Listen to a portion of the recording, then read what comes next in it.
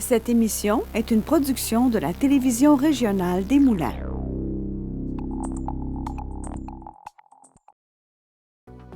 Avec la collaboration de la Chambre des commerces et d'industrie Les Moulins, le CFP des Moulins et le CFP des Riverains, fiers partenaires de Fibre E.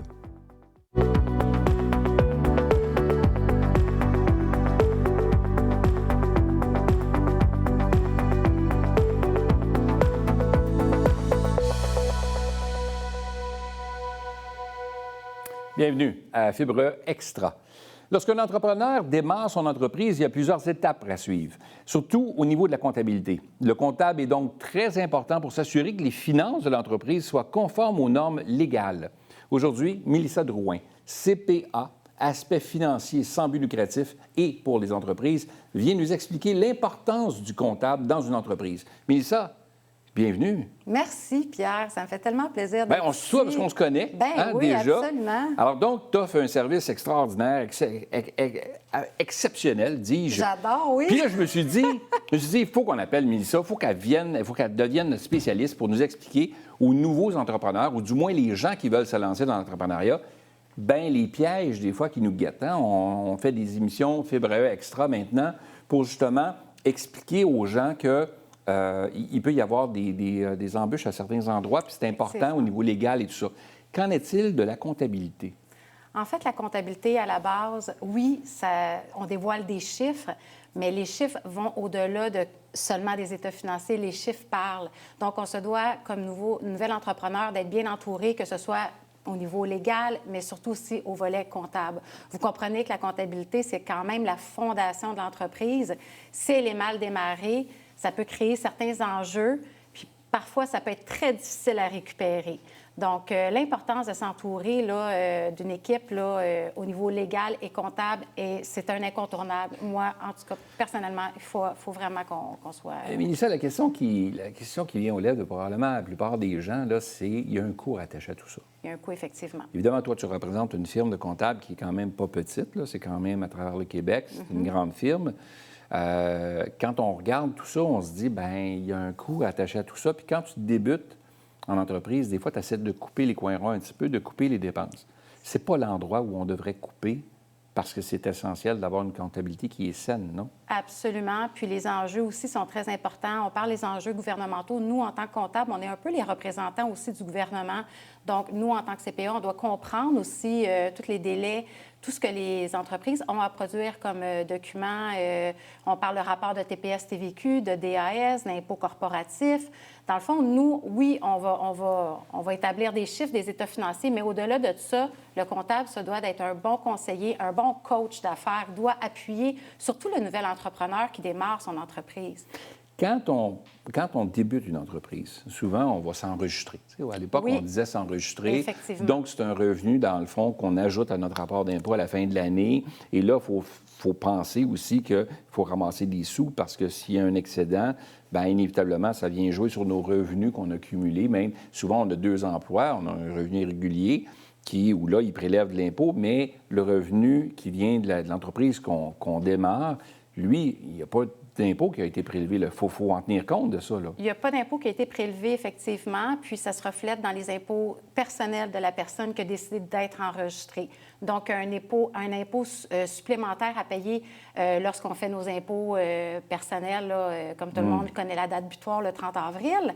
Donc, il faut prévoir effectivement un bon 40 tout dépendamment aussi de tout ce qui a été fait là, durant l'année, tous les revenus accumulés. Donc, un bon comptable va être capable d'aiguiller justement la personne enregistrée sur le montant qui devrait être à payer. Puis les dépenses aussi qui sont éligibles, parce que là, il faut comprendre que tout le revenu qu'on a fait, je donne un chiffre fictif, là, j'ai fait 50 000 $ de revenus dans la première année, mais j'ai des dépenses associées à ce 50 000 $-là.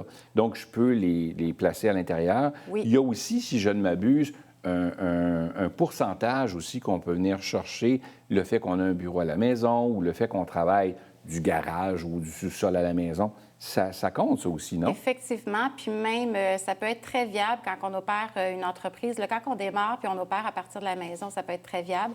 Puis oui, il y a des dépenses qui sont admissibles pour l'ARC et Revenu Québec au niveau des impôts du particulier. Toutefois, encore une fois, c'est super important de faire affaire avec un bon comptable qui va être capable d'aiguiller justement sur le type de dépenses qui sont admissibles. C'est pas tout qui passe, là. C'est pas toutes les dépenses. Donc là, je vais jouer au golf, je peux pas mettre ça là-dessus, là. Je vais faire des achats chez une grande surface quelconque. Il faut vraiment que les achats que je fais sont en lien avec mon... Tu sais, je peux pas passer n'importe quoi, là. Toujours en lien avec les opérations de l'entreprise. Ça, c'est vraiment... c'est un sine qua non. C'est très important. Puis on peut pas passer, admettons, des vêtements parce que là, on a décidé qu'on allait dans un gala un soir, puis là, ce soir-là, on s'achète une robe ou un saut quelconque, puis de dire « Ah, moi, je vais le passer dans les dépenses de la compagnie. » Non, on ne peut pas. Donc, toutefois, les uniformes qui sont utilisés dans le travail à tous les jours, ça peut être... Ça peut être admissible, effectivement, comme avec un logo ou des gens aussi qui sont dans la construction, les bottes de travail. C'est des choses qui sont admissibles. Toutefois, des habillements, que ce soit, comme je vous disais là, tantôt comme exemple, là, pour un gala ou pour des entretiens avec des clients, ça, c'est non admissible. Donc, c'est pour ça qu'un comptable doit être présent puis doit valider toutes les dépenses qui ont été engagées au sein de la comptabilité de l'entreprise. Ça, c'est... C'est quand que le comptable va sonner l'alerte? C'est-à-dire que j'ai un revenu, exemple, de 80 000 que je fais ou 70 000 que je fais actuellement dans mon revenu fixe, là, que j'ai mon travail habituel, mais j'ai parti une entreprise qui, là, commence à générer des 100 000 de revenus par année. Là, est-ce qu'on s'en va vers l'incorporation à ce moment-là? C'est plus avantageux ou... Moi, ce que je dis à mes clients, puis ce que j'ai fait moi-même, dans la mesure où on fait de l'argent dans un enregistré, si on n'a pas besoin de tout cet argent-là, si on n'en a pas besoin pour subvenir à nos besoins personnels et tout ça, de là, l'importance d'aller placer ça dans une incorporation parce que le taux d'imposition est moindre. Parce qu'au niveau du particulier, on peut se retrouver avec des paliers d'imposition au-delà de 50 %. Donc, là, contrairement à l'entreprise où les taux d'imposition peuvent varier entre 13,5 et 21,5 %.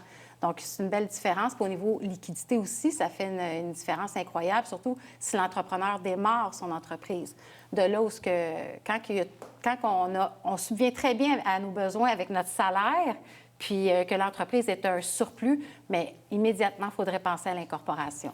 Si je vais vers l'incorporation, je suis les conseils de mon comptable, est-ce que le comptable peut s'occuper du fameux livre de minutes, c'est-à-dire toute la paperasse légale pour incorporer l'entreprise, ou je dois passer par un notaire? Nous, à titre de CPA, on n'a pas le droit de s'impliquer au niveau légal. Donc, le livre des minutes fait partie du volet légal.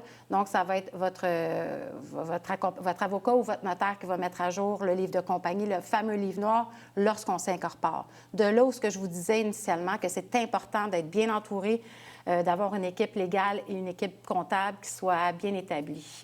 Puis que vous connaissez bien, faites des recherches aussi pour voir la qualité des services qui sont offerts par ces cabinets-là. OK. Parce que c'est important, ça. Tout à fait. On a vécu certaines histoires. Moi, en tant que comptable, ça fait plus de 15 ans, j'ai vu des histoires d'horreur au courant de ma carrière, justement, qui ont fait affaire avec des comptables peut-être qui sont moins reconnus, qui ne sont pas CPA, que l'ordre des CPA ne régit pas. Puis, écoutez, ça peut générer là, vraiment des situations problématiques, là, Pierre. L'entreprise va bien, je pars l'entreprise, première année, 50 000 de revenus. L'année d'après, 250 000 de revenus. Bien, écoutez... On est en croissance exponentielle. J'engage des gens. Oui. Je suis rendu avec 2 personnes qui m'aident, mais je suspecte qu'une de ces personnes-là fait du détournement des sommes qui rentrent. Et j'ai l'impression, ce n'est qu'une impression, que je n'ai pas la juste part des revenus qui devraient rentrer dans l'entreprise, mais j'ai plus ou moins le temps de m'en occuper parce que je suis dans le développement des affaires, je m'occupe des livraisons le soir, je m'occupe de la réception, de l'expédition et tout. Parce qu'on est un peu partout quand on a une petite entreprise comme ça. Puis on essaie de suivre la tendance de l'évolution. Qu'est-ce que je fais? Quel genre de mesures de contrôle à l'interne je peux faire pour prévenir ce type de détournement-là? Parce que, malheureusement, ça arrive. Ça arrive, effectivement. C'est certain que si un entrepreneur arrive à cette situation-là, c'est important d'appeler son comptable en premier lieu puis de lui faire part de la situation. Donc, le comptable va valider un peu les contrôles internes. Je vais vous donner comme exemple un dépôt. Lorsqu'on fait un dépôt, il ne faudrait pas que ça soit fait toujours par la même personne. La comptabilisation du dépôt, parce qu'il peut y avoir de l'argent comptant. Je parle d'un restaurant. J'ai un restaurant en tête. Ouais. Donc, la personne qui va comptabiliser le dépôt, qui va faire le dépôt à la banque, écoutez, là, le contrôle interne, là, il n'est pas vraiment là. C'est la même chose pour quand on émet des paiements envers nos fournisseurs. Si la personne comptabilise la facture, émet le paiement, ça peut dégénérer. Encore une fois, il y a un manque de contrôle. Donc, moi, ce que je conseille fortement, surtout pour des nouvelles entreprises, c'est que le propriétaire exploitant soit toujours là pour signer toutes les opérations bancaires qui se font, que ce soit au niveau des dépôts et au niveau des retraits, parce que c'est surtout là où il va se retrouver à avoir des fraudes. OK. Donc, ce qui veut dire que je prépare le dépôt, il y a, exemple, 3 000 en argent comptant. Oui. Je l'ai compté, je le vois, on le met dans l'enveloppe, je le signe. Je peux le laisser à l'employé puis qu'il ait le porté. Oui, absolument. Comme ça, on a l'assurance que qu'est-ce qui est déposé découle vraiment des recettes de l'entreprise, qu'il n'y a pas eu une partie quelconque qui a été prise par l'employé, là, qu'on soupçonne. Puis, au-delà de ça, si vraiment il y a des soupçons très majeurs, les sommes, vraiment deviennent considérable, mais c'est là où la jury comptabilité va pouvoir faire une étude aussi sur qu'est-ce qui s'est passé, va faire une certaine analyse. Donc, on est rendu loin un peu. Là, je ne fais pas ça pour effrayer les gens. Non. C'est juste que c'est important qu'on demeure prudent. Absolument. C'est important qu'on demeure prudent parce que quand on se part une entreprise, oui, on aime ce qu'on fait, mais il reste que ça vient avec le fardeau de la comptabilité et tout. Puis si on veut rentabiliser cette entreprise-là, c'est important qu'elle ait une situation financière qui est saine. Absolument. Et pour que ce soit ça, il faut que ça soit bien suivi, d'où l'importance de s'entourer de gens compétents là, qui peuvent nous aider à progresser là-dedans.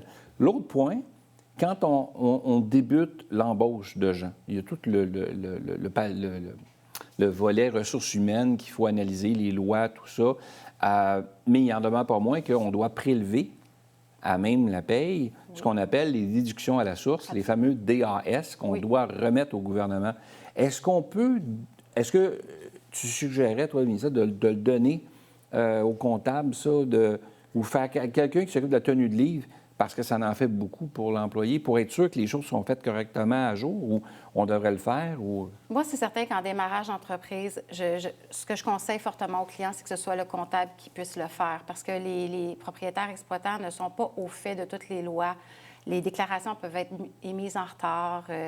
On peut faire une mauvaise déclaration aussi, ce qui peut engendrer des pénalités, des intérêts. Ça peut coûter très cher pour l'entrepreneur. Donc, pour démarrer, oui, c'est important d'être accompagné d'un comptable que le cabinet puisse émettre justement ces fameux rapports gouvernementaux. Même TPS, TVQ, même chose, les remises qu'on doit faire et tout ça. Oui, puis tu sais, d'arriver à échéance parce qu'il y a des dates butoirs pour tous ces fameux rapports-là. Donc, nous, on se fait un devoir de bien servir les clients puis de s'assurer que tout soit déclaré au bon moment pour éviter des pénalités. Donc, ce qu'on dit, dans le fond, ce qu'on dit aux gens, c'est entourez-vous des bonnes personnes. Et que ce soit un comptable ou un notaire, au niveau légal, au niveau de la comptabilité, ce n'est pas une dépense, mais il faut plutôt le voir comme un investissement à long terme pour perdre le moins possible là, au niveau des... Puis je suggère fortement aussi que l'entrepreneur puisse faire affaire avec un CPA, un comptable professionnel agréé. Oui, tout à fait. Puis c'est important de bien regarder le titre, justement, et non quelqu'un qui fait un technicien comptable, dans le fond, qui n'est pas nécessairement certifié par l'ordre ou soit. Mélissa, merci beaucoup d'avoir été là. Hey, ça me fait plaisir. C'est un grand plaisir de te recevoir. Avec plaisir.